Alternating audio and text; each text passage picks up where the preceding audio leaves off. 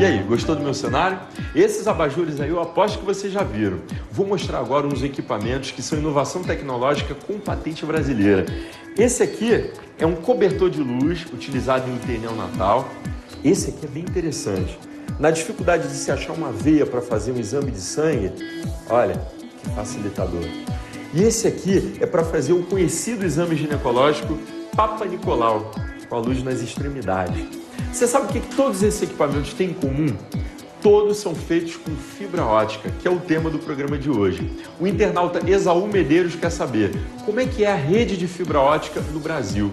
E a gente começa a investigar isso a partir de agora. Fique ligado. A luz e o som sempre foram usados para transmitir informações à distância. De batidas em troncos de árvore ocos, fogueiras e tochas a placas de bronze polidas com areia e espelhos, em cada região e em cada época, o homem encontrou maneiras de mandar seus recados.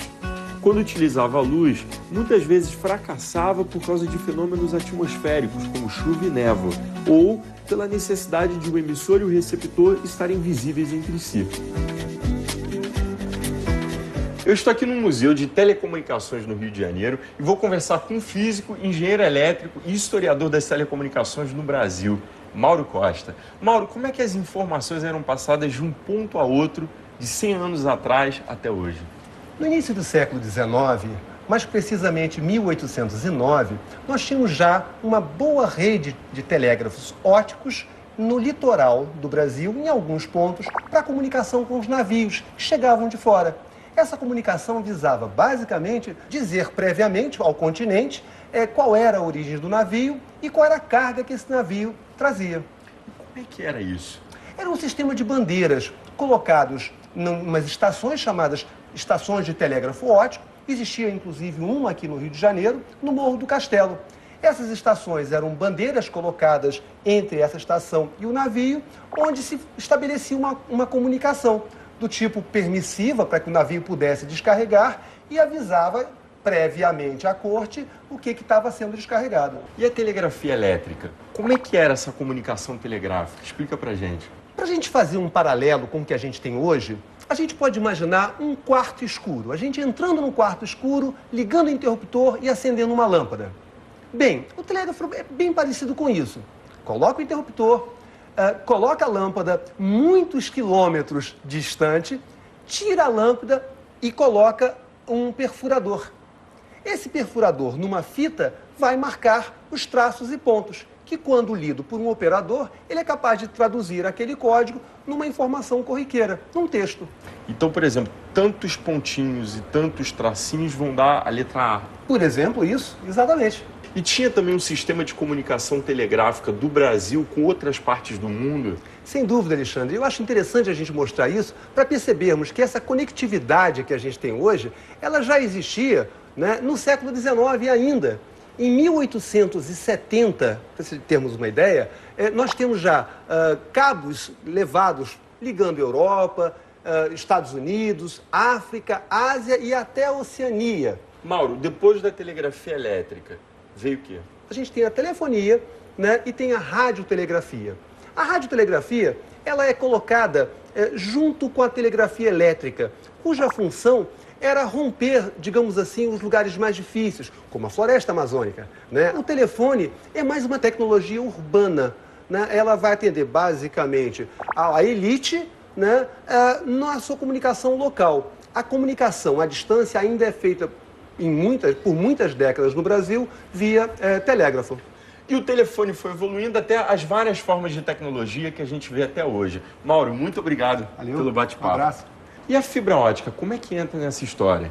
Antes de mais nada, eu preciso saber o que é fibra ótica. Vem cá. Curiosidade, gente. Eu soube que a primeira mensagem telegráfica no Brasil, feita entre o Barão de Capanema e Dom Pedro II, foi: minha terra tem palmeiras, onde canta o sabiá. Você sabe o que é fibra ótica? Sei, não faço ideia. É o fio que se usa nas telecomunicações, no telefone, né? Fibra ótica não é parte de visão? A fibra ótica vem substituir toda a parte de telecomunicações.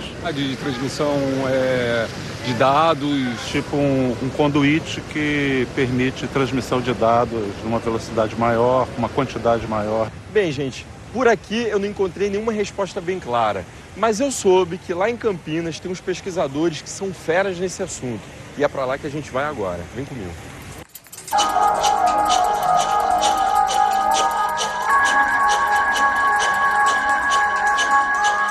Eu vou começar com José Elis Ripper Filho. Ele é engenheiro, foi professor da Unicamp. Em 1971, coordenou o Programa de Comunicações Óticas, uma parceria entre a Universidade e o Governo Federal, que deu origem, dentre outras coisas, à primeira fibra ótica no Brasil. Antes de mais nada, o que é fibra ótica? A fibra ótica é um fio de vidro da grossura de um fio de cabelo que transmite luz, porque é um vidro muito puro, a uma distância muito grande. Quer dizer, é um fiozinho de cabelo que transporta a luz. Exatamente. Como é que é o funcionamento de uma fibra ótica?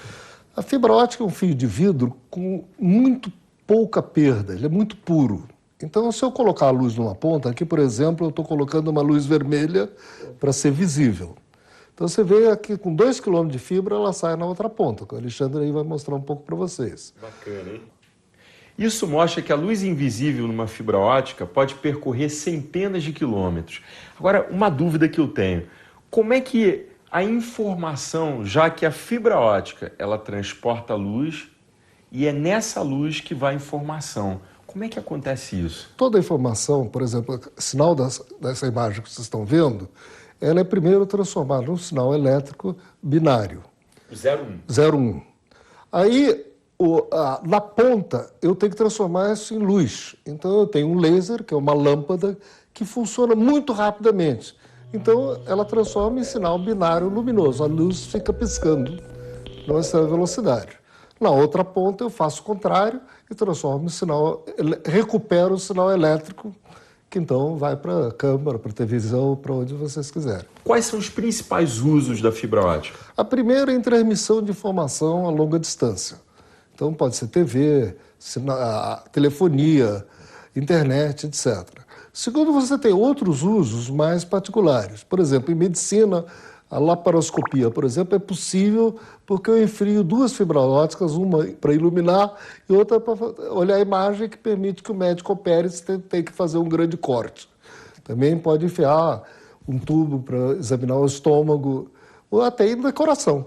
A grande vantagem em telecomunicações é que você consegue transmitir uma quantidade muitíssimo maior de informação a uma distância razoável do que você consegue com qualquer outro sistema, seja de rádio, seja elétrico. Muito obrigado pela entrevista. Tá ok. Você já imaginou uma internet em altíssima velocidade? Já pensou o que poderia ser feito com uma rede assim? Será que existe isso no Brasil? Você vai ver depois do intervalo. Eu volto rápido na velocidade da luz na fibra ótica. É já já. Eu disse que ia ser rápido? Já estou de volta para continuar buscando respostas para a pergunta do internauta Esaú Medeiros. Ele quer saber como é a rede de fibra ótica no Brasil. As companhias telefônicas foram as primeiras a se beneficiar com o uso da fibra ótica em conexões de longa distância. Eu andei pensando numa coisa. A fibra ótica é usada para substituir os fios de cobre, mas os fios de cobre são maleáveis e podem ser curvados para dobrar uma esquina, por exemplo. E a luz? A luz se curva? Eu descobri uma experiência de física que pode demonstrar isso muito bem. Vamos ver? Então vem cá. É bem simples, gente. Material necessário: garrafa PET com um furinho bem pequeno numa das laterais e uma caneta a laser. Agora tem uma curiosidade aqui. Vocês repararam? Eu enchi a minha garrafa de água, ela tá tampada, tem um furinho e não acontece nada, não tem água vazando. Agora, se eu abri-la, a água sai. Sabe por quê? Porque quando eu abro, o ar entra e aí a pressão do ar empurra a água, fazendo com que ela caia. Isso é física também. Vamos voltar à nossa experiência. Você precisa posicionar a caneta laser no lado oposto ao furinho que você fez. Olha que bacana. Perceberam? A luz se curva. Esse é o princípio de funcionamento da fibra ótica. Ao substituir aquele emaranhado de fios de cobre, a fibra ótica permite uma grande mudança nas telecomunicações. Você pode hoje, inclusive, falar ao telefone com várias pessoas ao mesmo tempo e na internet ela possibilita um grande aumento na velocidade da transmissão de dados. Como é que o senhor se sente quando a sua internet está lenta? Ah, nada feliz, né? Chateada, né? Normalmente eu desligo. Fico com muita raiva, dá vontade de jogar o teclado na tela do computador. Assim. Eu vou te levar a um lugar que tem uma rede com internet em altíssima velocidade. Você vai ver as possibilidades proporcionadas pela fibra ótica. Aqui funciona o Centro de Pesquisa e Desenvolvimento, o CPQD, um dos mais conceituados polos de tecnologia do mundo em telecomunicações e tecnologia da informação. Eu vou começar com o Isidro Lopes da Silva, ele é engenheiro e pesquisador em telecomunicações aqui do CPQD. Nós vamos conhecer agora uma aplicação do uso da fibra ótica. Eu soube que vocês têm um computador especial aqui. Como é que ele é? Então, o que ele tem de mais especial é que ele está interconectado a uma rede ótica de alta velocidade, que permite que você trafegue grandes volumes de dados. Se a gente for falar em quantidade de dados, equivale ao que, mais ou menos? Então, numa rede desse tipo, você pode transmitir áudio, vídeo, até cinema digital através da fibra, né? No caso aqui, que nós vamos ver, nós vamos transmitir exames médicos e toda a parte de comunicação entre profissionais durante a discussão de um caso clínico. Tem parceria com outras instituições, não tem? Sim. Nós desenvolvemos esse ambiente colaborativo para a discussão de casos clínicos em parceria com o INCOR, o Instituto do Coração, lá em São Paulo. Vamos fazer uma simulação? Vamos? Com quem que eu vou falar aqui? Você vai falar com o Dr. Marco Antônio Gutierrez, que é diretor de Tecnologia da Informação do INCOR. Ele já está ali, ó. Boa tarde. Tudo bem, doutor Marco? Tudo bem, Alexandre? Qual a vantagem de uma rede como essa para os médicos do INCOR? Bem, trata-se de uma infraestrutura para discussão de casos clínicos envolvendo equipes médicas separadas geograficamente. Nesse sistema estão disponíveis recursos como videoconferência, chat e distribuição de dados de pacientes, como sinais, imagens e laudos. Neste exemplo, nós temos um eletrocardiograma de um determinado paciente, se pode fazer anotações no eletrocardiograma e as equipes discutirem esse dado médico à distância. Além dos sinais vitais, estão disponíveis imagens médicas do paciente, várias dessas imagens dinâmicas, por exemplo, neste caso, há um cateterismo, que é uma imagem, é um raio-x dinâmico, e pode-se discutir o caso à distância. Além das imagens médicas, outros tipos de informações do paciente, às vezes a própria imagem do paciente pode ser transmitida. Muito obrigado, valeu mesmo, tá? Obrigado, Alexandre. Agora, Isidro, eu soube que vocês têm outros projetos aqui. Conta pra gente. Isso, nós temos um projeto de transmissão de cinema digital, tá certo? Empregando também fibra ótica. Esse é um padrão que é conhecido agora como JPEG 2000 4K, o que equivale, para você ter uma ideia, a 4 TVs Full HD, né, colocadas lado a lado. A imagem deve ficar linda, né? Fica linda mesmo. Isidro, muito obrigado pelo bate-papo. Obrigado a você. O Isidro me falou, gente, que por enquanto essa rede vai de Campinas a Petrópolis, passando pelo Rio de Janeiro e por São Paulo. E só para vocês terem uma ideia, por ela, a gente poderia baixar um filme em apenas 5 segundos. Fantástico, não é? E o Brasil? Será que tem uma boa rede de fibra ótica? Eu li um estudo sobre essa rede feito pela Federação das Indústrias do Rio de Janeiro, a Firjan. Preocupada com a competitividade das indústrias brasileiras, a Firjan alerta para a necessidade de melhoria do acesso à internet por banda larga em todo o Brasil. Nós vamos descobrir agora mesmo aqui no CPQD como é que é a rede brasileira de fibra ótica. Vem cá. Eu estou aqui no Laboratório de Desenvolvimento de Sistemas de Comunicações Óticas de altíssima capacidade e eu vou começar com Cláudio Violato. Ele é engenheiro elétrico e vice-presidente de tecnologia aqui do CPQD.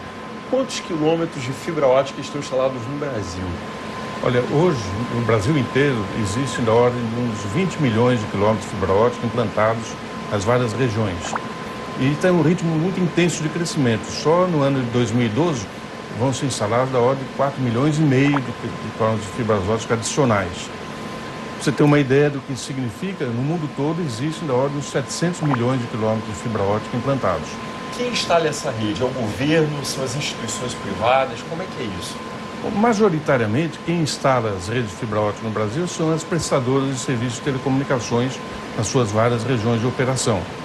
Além disso, há muitas empresas de energia elétrica que também implantam sistemas de fibras óticas e cada vez mais os pequenos provedores de internet estão também levando fibra ótica para dar internet de alta velocidade a seus assinantes. Cláudio, tira uma curiosidade. Quando eu acesso um site de bate-papo e eu estou falando com alguém em Londres, ou quando eu assisto a um jogo da Copa do Mundo, embora na minha casa não chegue fibra ótica, de alguma forma essa informação entra em alguma rede de fibra ótica? Ah, certamente, porque muitas vezes esses sites estão localizados em outros países, em outros continentes, e o acesso desses continentes à sua casa é feito por fibra ótica num bom trecho da comunicação.